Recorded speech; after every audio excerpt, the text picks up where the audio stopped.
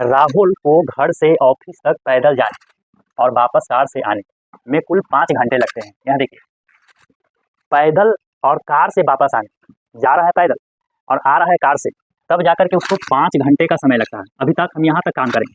हमने देखा कि पैदल और प्लस कार, पैदल आने कार से वापस आने मतलब जा रहा है पैदल और वापस आ रहा है कार से, तो दोनों मिला करके 5 घंटा का समय लगा। ये काम यहाँ तक कर दें।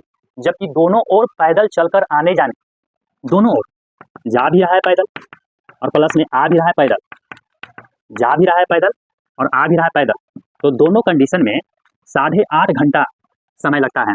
8.5 घंटा को हम लिख सकते हैं 8 घंटा 30 मिनट। 8 घंटा 30 मिनट। आपसे पूछा है कि बताएं कि राहुल दोनों ओर कार से जाता और आता तो कितना समय लगता। दोनों ओर कार से जाता और आता तो कितना समय लगता। इसका मतलब हम यहाँ पर देखें कि अगर हमें सिर्फ स्पेशल पैदल का वैल्यू निकल जाए तो हम पैदल वाला इसमें से माइनस करके कार वाला निकालेंगे, और कार वाला जब निकलेगा तो उसको दुगना कर देंगे तो आने जाने वाला निकल जाएगा। तो हम यहाँ करेंगे कि पैदल पैदल, एक पैदल यानी 2 पैदल, एक पैदल तो हम लिख सकते हैं 2 पैदल। 2 पैदल का ही मान 8.5 घंटा है। 2 पैदल का ही मान 8.5 घंटा है। और अगर हम एक पैदल का मान निकालें तो हमारे पास 200 कैंसिल करिएगा, यानी कि 4 घंटा 15 मिनट। 4 घंटा 15 मिनट एक तरफ पैदल जा रहा है और फिर आएगा भी तो भी 4 घंटा 15 मिनट लगेगा।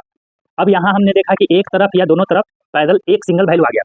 अब इसी पैदल का मान हम इसमें अगर डाल देते हैं तो स्पेशल है कि कार का वैल्यू आ जाएगा। ऐसे ही पता चल रहा होगा कि 4 घंटा 15 मिनट, तो यहाँ घटाइएगा तो 45 मिनट, यानी हम इसी का वैल्यू हम इसमें ट्रांसफर कर दें। पैदल पैदल और प्लस में कार, पैदल प्लस कार देखें कि 5 घंटा का टाइम लग रहा है। 5 घंटा का टाइम लग रहा है। पैदल की जगह हम जान गए हैं कि पैदल में सिर्फ चल रहा था 4 घंटा 15 मिनट। 4 घंटा 15 मिनट और यहाँ लिख देंगे कार, क्योंकि कार का वैल्यू तो आपको निकालना है।